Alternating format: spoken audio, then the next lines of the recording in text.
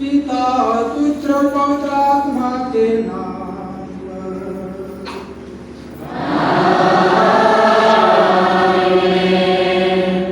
हमारे प्रभु यीशु ख्रिस्त की कृपा, ईश्वर का प्रेम और पवित्र आत्मा का संसर्ग आज सबको प्राप्त हो।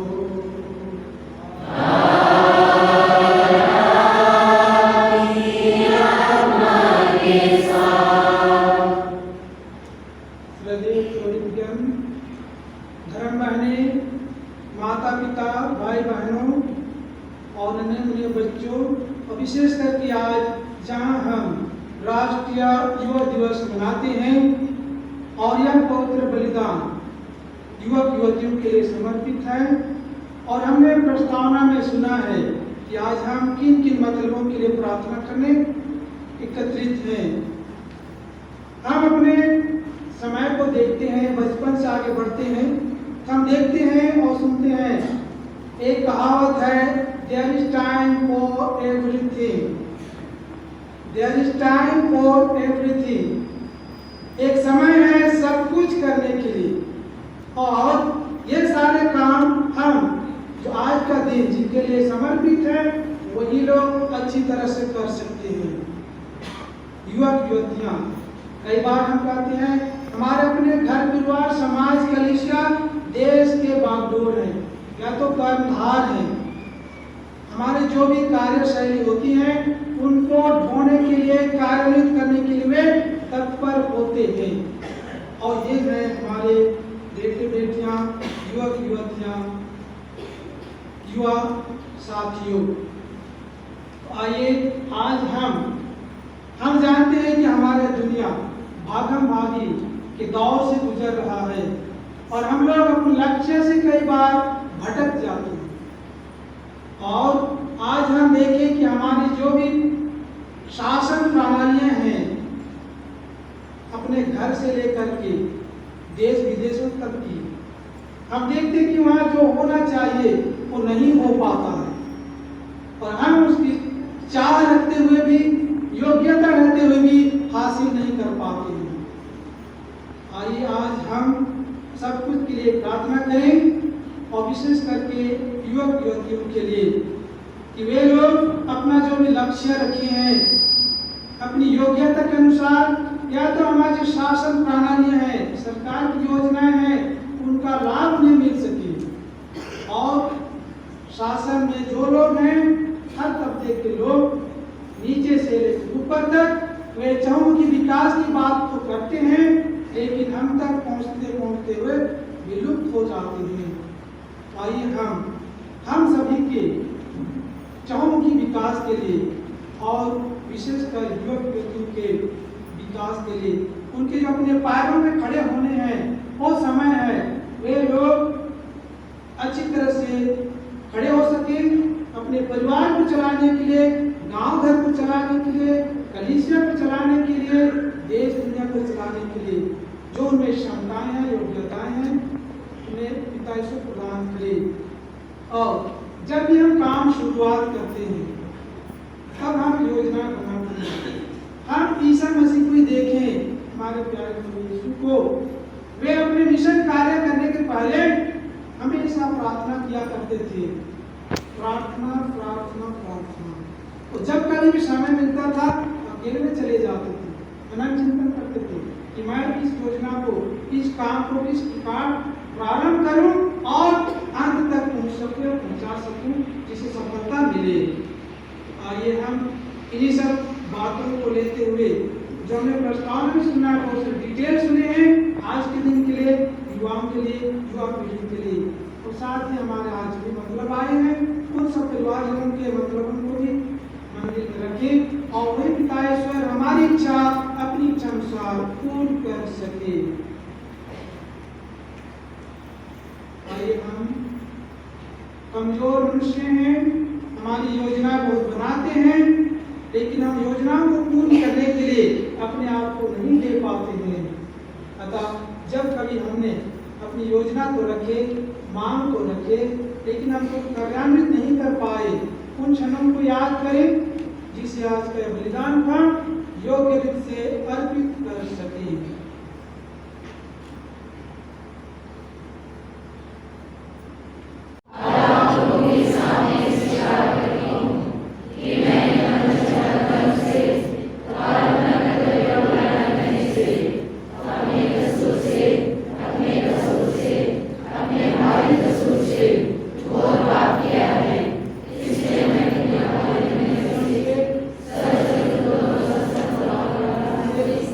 Yeah.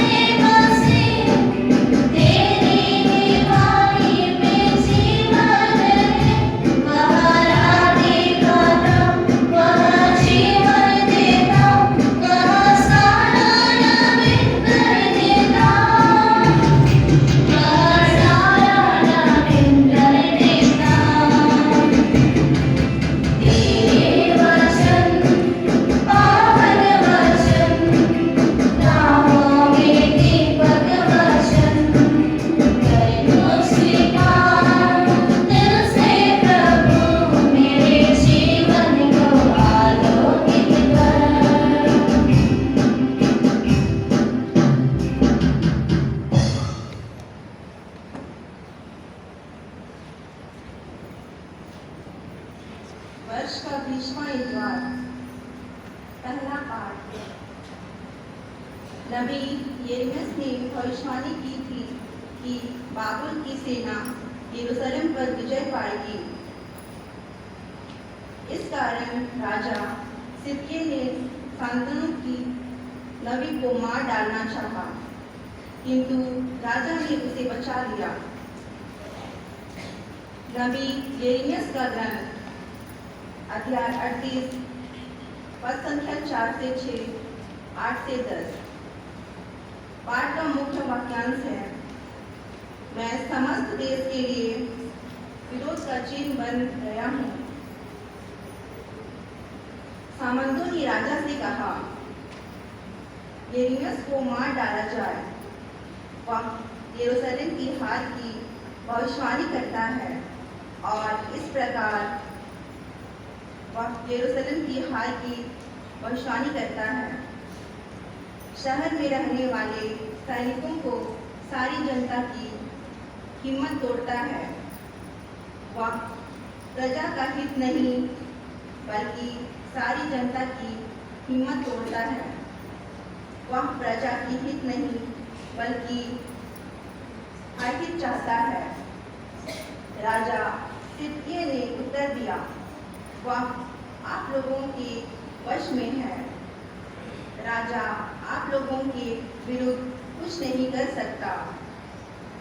इस पर वे यिर्मयाह को ले गए और उन्होंने उसको रक्षा दल के प्रांगण में स्थित राजकुमार मल्की के कुएं में डाल दिया।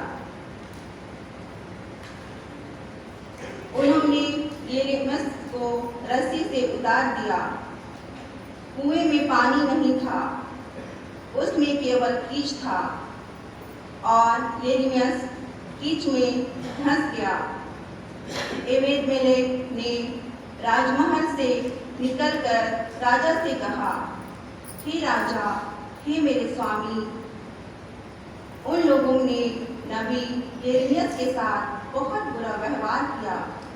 उन्होंने उनको कुएं में डाल दिया, वह वहां मर जाएंगे। इस पर राजा ने एबेद-मेलेक इथियोपियों को यह आदेश दिया, यहाँ के 3 आदमियों को अपने साथ ले जाओ और इससे पहले कि यिर्मयाह मर जाए, उन्हें कुएं में से खींच निकालो। प्रभु की वाणी है।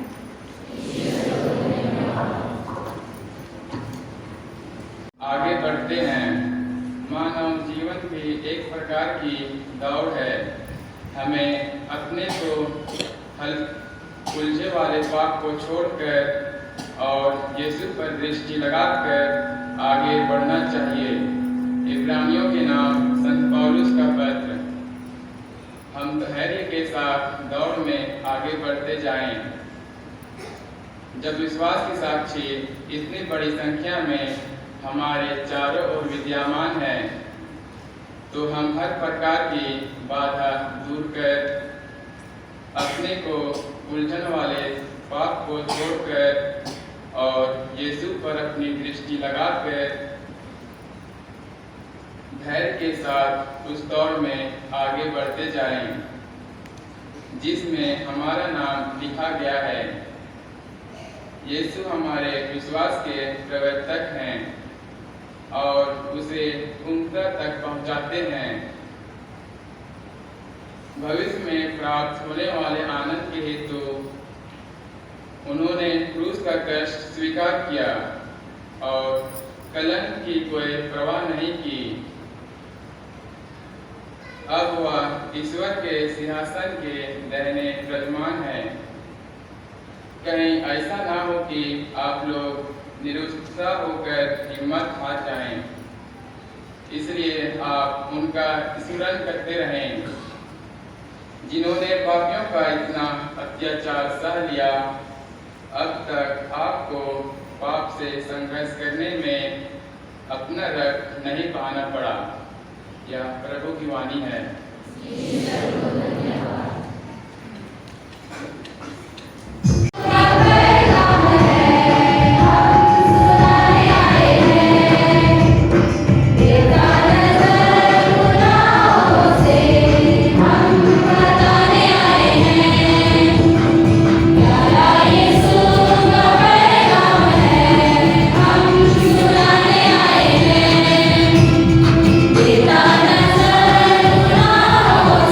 Amen.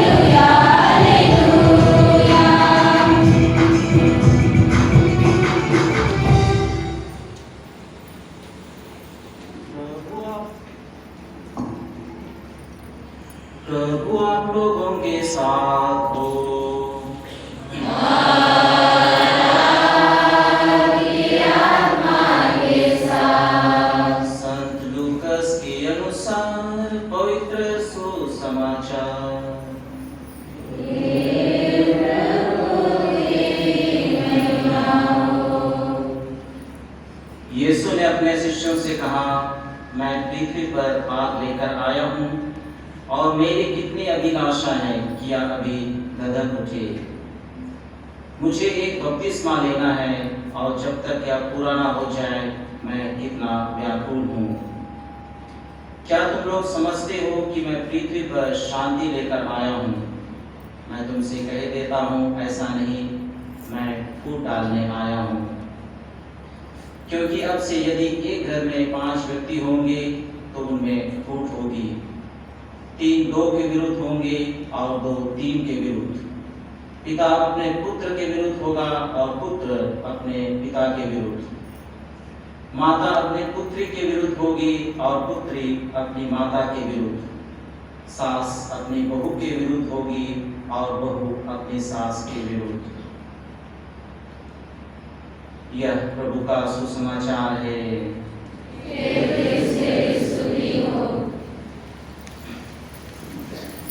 देश की कलीसिया में राष्ट्रीय युवा दिवस मनाया जा रहा है। आप सभी युवा भाई बहनों को युवा दिवस की सभी शुभकामनाएं। युवावस्था, युवा समय और युवा जीवन का सबसे महत्वपूर्ण समय होता है। आप युवा भाई बहनों को ऐसा जरूर महसूस होता होगा कि ये युवा समय हमेशा रहे। और हम सभी को जो युवा समय पार कर चुके हैं, कोई यह कह दे कि आप बहुत जवान लग रहे हैं तो बहुत अच्छा लगता है, दिल खुश हो जाता है। हमारे बाइबल के तीमुथियुस के पत्र में जवानी के बारे में कहा गया है, कोई तेरी जवानी को कुछ न समझने पाए, पर वचन और चाल चलन और प्रेम और विश्वास और पवित्रता में विश्वासियों के लिए आदर्श बन जा। इस कथन का तात्पर्य यह है कि व्यक्ति अपने ख्रिस्ती विश्वास और अच्छे ख्रिस्ती जीवन से ईश्वर की नजर में हमेशा जवान रहता है। लोग उनकी ओर आकर्षित होते हैं। अभी के युवा भाई बहनें कहते हैं जवानी सिर्फ एक बार आती है और सही है, इसलिए जवानी में प्रवेश किए हैं तो जवानी का पूरा मजा लेना चाहते हैं। किसी तरह का रोकने टोकने वाला नहीं होना चाहिए। जवानी में तेज रफ्तार होती है। आप युवा भाइयों को देखते हैं कि वे गाड़ी तेज रफ्तार में चलाते हैं, गाड़ी स्टंट करते हैं। 1 सेकेंड में कुछ भी हो सकता है, लेकिन उनका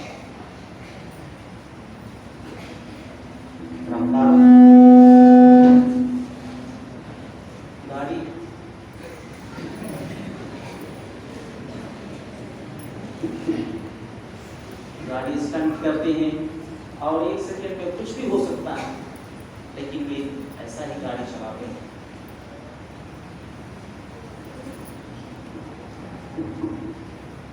रफ्तार कम होगी और गाड़ी में यदि कोई लड़की बैठी है तो गाड़ी की रफ्तार और भी बढ़ जाती है। गाड़ी रफ्तार में चलाने के लिए हुनर होना चाहिए, अन्यथा एक्सीडेंट हो जाएगा। उसी तरह जवानी की रफ्तार को कंट्रोल करने के लिए जीवन में परिपक्वता चाहिए और ये परिपक्वता ईश्वर से आता है। ईश्वर आपके जीवन की गाड़ी को सही दिशा में, सही रास्ते पर बिना एक्सीडेंट के ले जाएगा। जवानी सिर्फ एक बार आती है और इस जीवन को जीने के लिए 2 मार्ग हैं, अच्छाई का मार्ग और बुराई का मार्ग। आधुनिक दुनिया की चीज वस्तुएं और विभिन्न माध्यम मानव जीवन की भलाई के लिए है, ना कि इसका गुलाम करने के लिए। अभी के युवा फोन और सोशल मीडिया में इतने तल्लीन रहते हैं और यह भूल जाते हैं कि इसके बाहर भी जीवन है। बुराई युवाओं से करता है, आप अभी जवान हो, बुढ़ापा आने में काफी समय है। इस तरह जीवन में अनैतिकता को बढ़ावा देता है और उन्हें ऐसा लगता है कि जवानी का जीवन ऐसे ही चलता रहेगा। बुराई युवा जीवन को नशापान, गलत संगति, पार्टीबाजी, यारी दोस्ती से और रंगीन बनाता है। इन सब चीजों से दूर रहकर जीवन को नीरस मत बनाओ, भरपूर आनंद लो, ऐसा बुराई करता है। माता पिता बड़े लोगों की रोका टोकी पर ध्यान मत दो, अपने दिमाग से चलो, तेज रफ्तार से चलो, आपको कुछ होने वाला नहीं। जीवन में सब कुछ एंजॉय करो, आप स्वतंत्र हो, आपको रोकने वाला कोई नहीं है। यही तो तरीका है, यही तो जीवन है, और दूसरा कुछ भी नहीं है। यदि माता पिता आपको समझाते हैं, तुमसे कहो आप पुराने जमाने के हो, पुराने ख्यालों के हो, ये आधुनिक दुनिया है, नया जमाना है, आपका जमाना चला गया। आप लोगों को कुछ भी पता नहीं कि आधुनिक दुनिया का जीवन कैसे होता है। ईश्वर के बारे युवाओं से बातें करने पर उन्हें बोरिंग लगती है, उन्हें फिल्मों की बातें अच्छी लगती हैं, उन्हें क्रिकेट, पार्टी, बॉयफ्रेंड, गर्लफ्रेंड की बातें अच्छी लगती हैं, धार्मिक बातें मजाक सी लगती हैं। माता पिता जब किसी धार्मिक कार्यक्रम में भाग लेकर कुछ अच्छी बातें उनसे कहते हैं तो वे कहते हैं कहाँ से सीख कर हमें बेकार बात समझाया करो। आप अपने आप को संभालो, हमारी चिंता क्यों कर रहे हो? आप हमेशा ही ऐसा क्यों समझाते रहते हैं? वे बहुत बार चर्च और पार्टी में अंतर नहीं पाते हैं, चर्च को फैशन की जगह समझते हैं। लेकिन हमारा धर्म ग्रंथ युवाओं के बारे कहता है, हे जवान, अपनी जवानी में आनंद कर और अपनी जवानी के दिनों में मग्न रह, अपनी मनमानी कर और अपनी आंखों की दृष्टि के अनुसार चल, परंतु यह जान रख कि इन सब बातों के विषय में ईश्वर तेरा न्याय करेगा। बहुत बार बुराई के मार्ग पर चलने से युवा भ्रमित और दिशाहीन हो जाते हैं। और दूसरा मार्ग है अच्छाई का मार्ग। अच्छाई का मार्ग ईश्वर का मार्ग है। ईश्वर ने आपको बनाया, एक सुंदर युवा जीवन दिया है, इसलिए आपकी जिम्मेदारी है कि आप उन पर विश्वास करें और उनकी इच्छा को पहचाने और उसी अनुसार जीवन जिए। ईश्वर आपके जीवन में खुशी और शांति प्रदान करेगा। ईश्वर आपके युवा जीवन को अपार क्षमताओं से भरा है, आपको विकास और समृद्धि की मानसिकता से भर दिया है। आप में अच्छी शिक्षा पाने, रचनात्मक कौशलता की शक्ति है, आपको प्रगतिशील बनने की क्षमता का आशीर्वाद प्राप्त है, समाज की बुराइयों को दूर करने की क्षमता है, समाज में कई मुद्दों पर काम करके दूसरों के लिए आदर्श बन सकते हैं, ये क्षमता आप में है। आदिवासी समाज और कलीसिया आपसे नई दिशा और दशा पाने के लिए नजर टिकाए हुए है, इसलिए आपको ईश्वर की दिशा का विद्रोह नहीं करना है और आप नहीं करेंगे, ऐसा हम विश्वास करते हैं। यदि आप ईश्वर के मार्ग पर चलेंगे तो आपको बेस्ट मिलेगा, ईश्वर की ओर से सबसे अच्छी चीजें मिलेंगी, आपको अच्छी पत्नी मिलेगी, अच्छा पति मिलेगा। और यहाँ जो धर्म समाजी कैंडिडेट्स हैं, एंकोनिस हैं, आप ईश्वर के मार्ग पर चलकर जितनी गहराई से उनके प्रेम को अनुभव करेंगे, उतना ही सुदृढ़ आपके जीवन का आधार और सेवा का जीवन होगा। ईश्वर के मार्ग में आपको अच्छी से अच्छी चीजें जिसे ईश्वर ने खाने के लिए बनाया है, उसका आनंद आपको मिलेगा। अच्छे दोस्त मिलेंगे, जीवन में सही रंग होगा, अच्छी पार्टियां होंगी, एक दूसरे के साथ मेल मिलाप से रहेंगे, एक दूसरे का ख्याल करेंगे, जीवन में आपको आनंद आएगा। माता पिता भाई बहनों के साथ प्रेम का संबंध बना रहेगा। जीवन की कठिनाइयों का सामना आप एक साथ मिलकर करेंगे और जीवन में आगे बढ़ेंगे। आपके शरीर, मन और आत्मा को हमेशा तंदुरुस्ती मिलता रहेगा। समाज में आप एक सम्मानित व्यक्ति के रूप में पहचाने जाएंगे। स्वार्थ और लालच से ऊपर उठकर जीवन जिएंगे। इस तरह जीवन के सही रास्ते पर चलने के लिए ईश्वर का नियम और प्रेम चाहिए। सही रास्ते पर चलने के लिए ईश्वर का नियम और प्रेम चाहिए। और सबसे बड़ी बात, यीशु ख्रीस्त अपनी बाहें फैलाकर आप सभी से कह रहे हैं, श्रम और बोझ से दबे हुए लोगों, तुम सब के सब मेरे पास आओ, मैं तुम्हें विश्राम दूंगा। यीशु ख्रीस्त के इस कथन पर हमें मनन चिंतन करने की आवश्यकता है। तो युवा साथियों, यदि आप जीवन में हताश निराश हैं, जीवन से भटक गए हैं, तो यीशु ख्रीस्त के पास आइए। वे आपको एक नई सृष्टि बनाएंगे, नया जीवन देंगे। राष्ट्रीय युवा दिवस के अवसर पर आप सभी युवाओं को हम सभी का आशीर्वाद और आपके अच्छे युवा जीवन के लिए ईश्वर से हम यही दुआ और प्रार्थना करते हैं। आज हम सभी युवक युवतियां अपने आप को तेरे हाथों में सौंपते हैं और अपनी संरक्षिका चुन लेते हैं। मरिया मार्ग के नियमों का पालन करते हुए दैनिक प्रार्थना और इस वचन द्वारा अपने को सच्चा क्रिस्तीय बनने की प्रतिज्ञा करते हैं। पवित्रता और ईश्वरीय जीवन के पालन में अपने भाई बहनों का आदर्श बनने की कृपा दे। हे यीशु, माता मरियम के द्वारा अपने को तुझे सौंपते हैं। हमें अपना बना ले और सब जातियों को प्यार करना हमें सिखा। मिस्सा बलिदान और अन्य संस्कारों द्वारा तुझसे सदा संयुक्त रहने का बल प्रदान कर। हे पावन आत्मा, हमें अपनी ज्योति से भर दे। धार्मिक ज्ञान और पवित्रता प्रदान कर।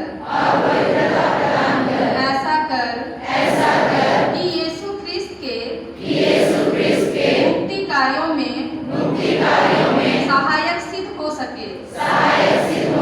सारी कलीसिया से संयुक्त होकर आज तेरी इस पवित्र वेदी के सामने माता मरियम के प्रति हमारा यह दिन समर्पण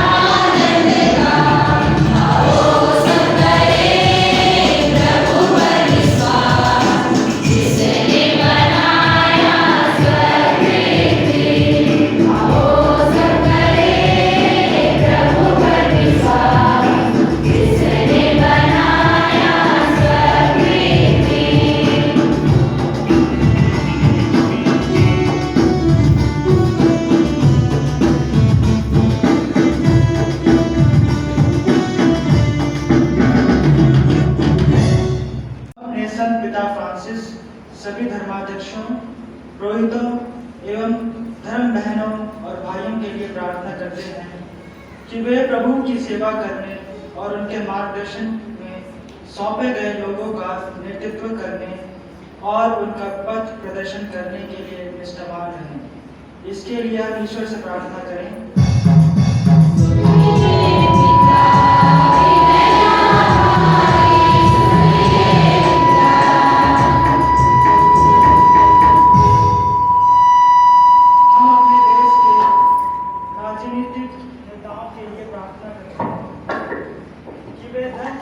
से मुक्त और सभी गलत गतिविधियों से दूर रहें ताकि वे मानव कल्याण और प्रगति के लिए काम कर सकें। इसके लिए हम ईश्वर से प्रार्थना करते हैं।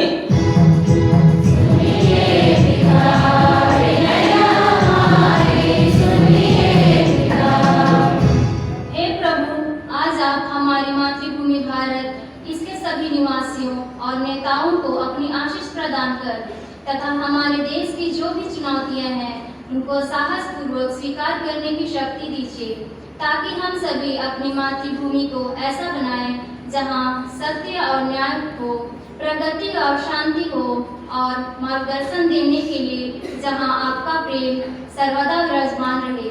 इसके लिए हम पिता ईश्वर से प्रार्थना करें।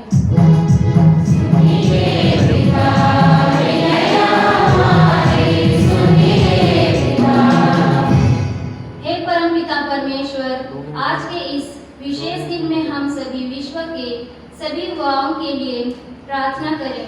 हे प्रभु ईश्वर, हम सबों के पिता, तूने दया करके अपने प्रत्येक युवा पुत्र पुत्री के लिए एक जीवन स्थिति निश्चित कर सबों को विशेष कृपादानों से विभूषित किया है। हम आपसे विनय करते हैं कि हम सबों को आशीष देने की कृपा कर, जिससे हमारे मन में बुद्धि और हमारी इच्छा शक्ति में बल आ जाए और हम अपनी बुलाहट को जानकर उनके अनुसार अपने जीवन में आगे बढ़ सकें। सभी मुखमतियाँ प्रभु यीशु के सामने विनीत और आज्ञाकारी बने और समाज के बीच में ज्योति के समान चमके तथा लोगों के बीच आदर्श, मार्गदर्शक और धर्मोत्साही बने रहें। इस सभी कृपादानों के लिए हम पिता ईश्वर से प्रार्थना करें।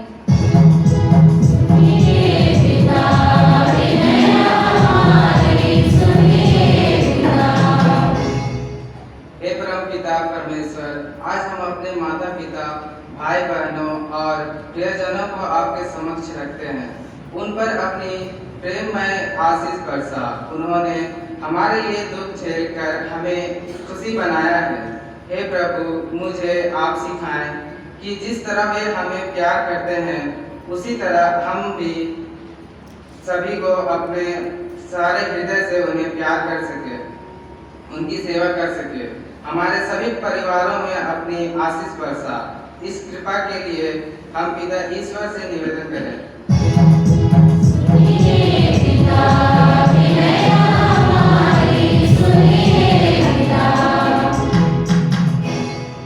हे पिता ईश्वर, आज हम अपनी पल्ली के उन सभी युवाओं को आपके समक्ष रखते हैं जो रोजगार की तलाश में हैं। वे सभी एकत्रित होकर प्रतियोगिता की तैयारी कर सके। हे पिता, आप उनका मार्गदर्शन करें ताकि वे विषम परिस्थिति में भी धीरज के साथ परीक्षा लिखकर सफलता पा सके।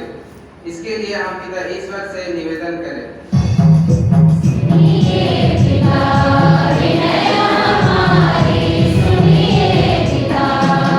हे परमपिता ईश्वर, आज हम अपनी पल्ली के सभी वृद्ध माता पिता और रोग से पीड़ित भाई बहनों के लिए प्रार्थना करें ताकि वे अपने कष्टों को धीरज पूर्वक सहन करें तथा उनकी सेवा करने वाले उनकी ज्यादा से ज्यादा मदद कर सके एवं बीमार लोग स्वस्थ का लाभ प्राप्त कर सके।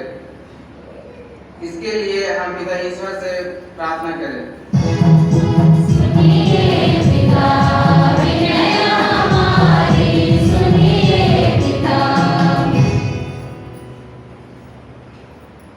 पुनः हम आज जिन परिवारों से विनती अर्जियां चढ़ाई जा रही है उनके शुभकामनाएं, उनके मनोकामनाएं, उनके मतलब को भी पिता ईश्वर ही पूर्ण करे। इसके लिए हम निवेदन करें। मन लगाइए,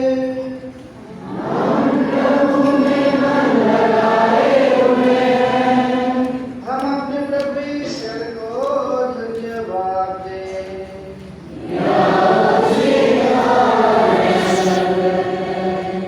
हे प्रभु, पवित्र पिता, सर्वशक्तिमान और शाश्वत ईश्वर, यह वास्तव में उचित और न्याय संगत है, हमारा कर्तव्य तथा कल्याण है कि हम सदा सर्वत्र तुझे धन्यवाद दें। तूने संसार को इतना प्यार किया कि दया से द्रवित होकर हमारे लिए ऐसा मुक्तिदाता को भेजा जो पाप को छोड़कर सब प्रकार से हमारे सादृश जीवन बिताए और जिन बातों से वे तुझसे प्रसन्न थे उन्हीं बातों को हम लोगों में देखकर तू प्रसन्न होता रहे। उनकी आज्ञाकारिता द्वारा हमने उन वरदानों की पीछे से पा लिया है जिन्हें आज्ञा उल्लंघन द्वारा हमने पहले खो दिया था। इसलिए हे प्रभु, समस्त सद्दूतों और संतों के साथ हम भी तुझे धन्यवाद देते हुए उल्लसित पूर्वक घोषित करते हैं।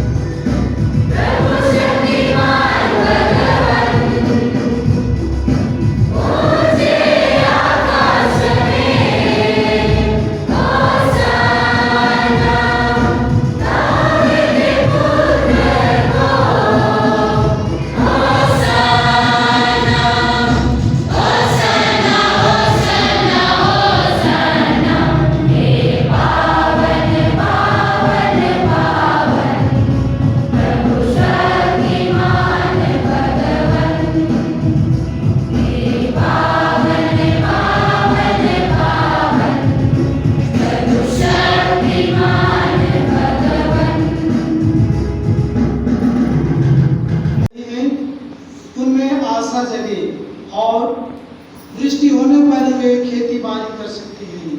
अतः हम प्रेमी पिता से यही प्रार्थना करें कि हमारी जरूरतों के अनुसार वे धूप, पानी, हवा दे सके। इसके लिए हम निवेदन करें।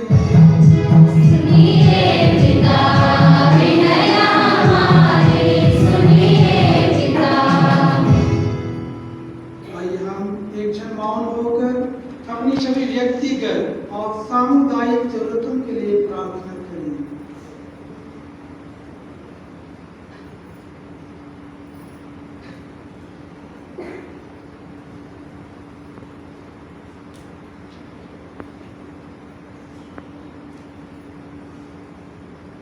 हे शाश्वत प्रेमी पिता, अपनी प्रेमयी निगाह युवाओं पर फेर दे।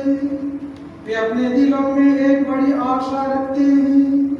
उन्हें मजबूत और शुद्ध बनाएं ताकि वे आत्मविश्वास के साथ अपने भविष्य का निर्माण कर सकें। नबियों और तेरे पुत्र यीशु ख्रिस्त ने हमें स्वर्ग राज दिलाने के लिए साहस एवं धैर्यपूर्वक कष्ट और मृत्यु का सामना किया है। हमें ऐसी कृपा दे कि हम भी उन्हीं की तरह न्याय का पक्ष लेकर लोगों के लिए दया कार्य कर सकें। हमें अभी और हमेशा के लिए कलीसिया के प्रति वफादार रहने में मदद करें। यह प्रार्थना हम करते हैं हमारे प्रभु ख्रीस्त के द्वारा।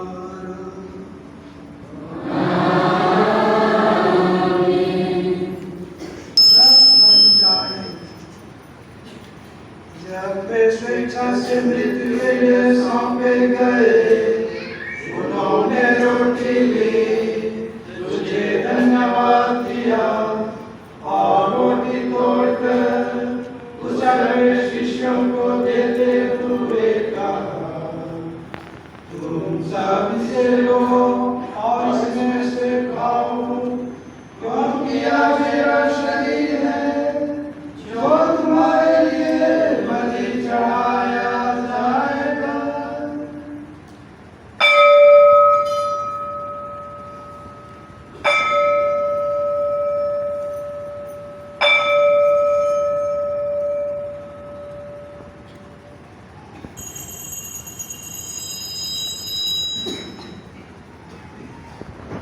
इसी भांति भोजन के बाद उन्होंने कटोरा लिया, तुझे धन्यवाद दिया और सबके शिष्यों को देते हुए कहा, तुम सब इसे लो और इसमें से पियो, क्योंकि यह मेरे रक्त का कटोरा है, नवीन और अनंत स्थान जो तुम्हारे और बहुतों के पापों की क्षमा के लिए बहाया जाएगा। तुम मेरी स्मृति में यह करो।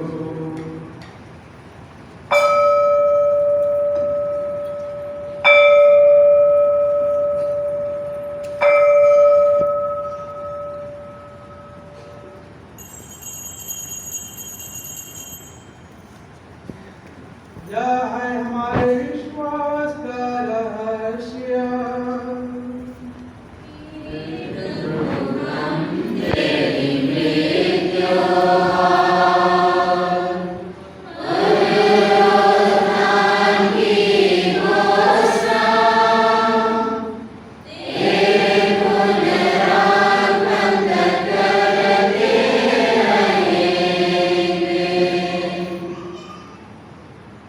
इसलिए हे प्रभु, हम ख्रीस्त की मृत्यु और उत्थान की स्थिति में तुझे जीवन की रोटी और मुक्ति का कटोरा चढ़ाते हैं। हम तुझे धन्यवाद देते हैं कि तुझे अपने संग उपस्थित होने और अपनी सेवा करने का सौभाग्य प्रदान किया है। हमारा नम्र निवेदन है कि हम सब ख्रीस्त का शरीर और रक्त ग्रहण करके पवित्र आत्मा के द्वारा एकता के सूत्र में बंधे रहें।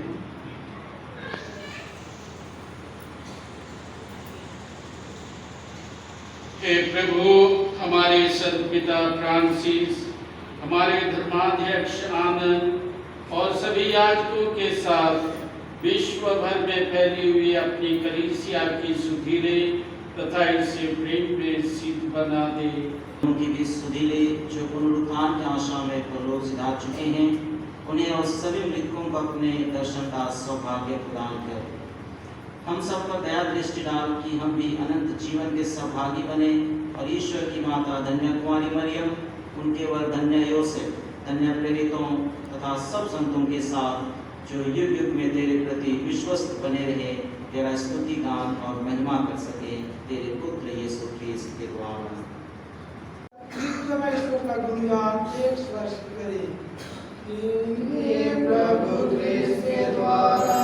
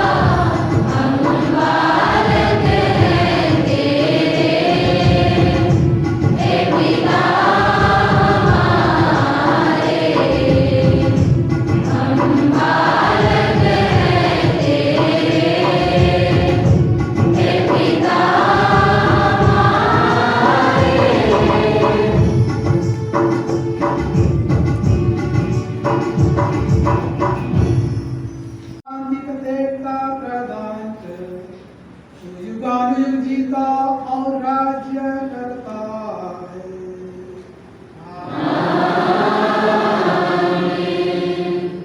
प्रभु की शांति सदा आप लोगों के साथ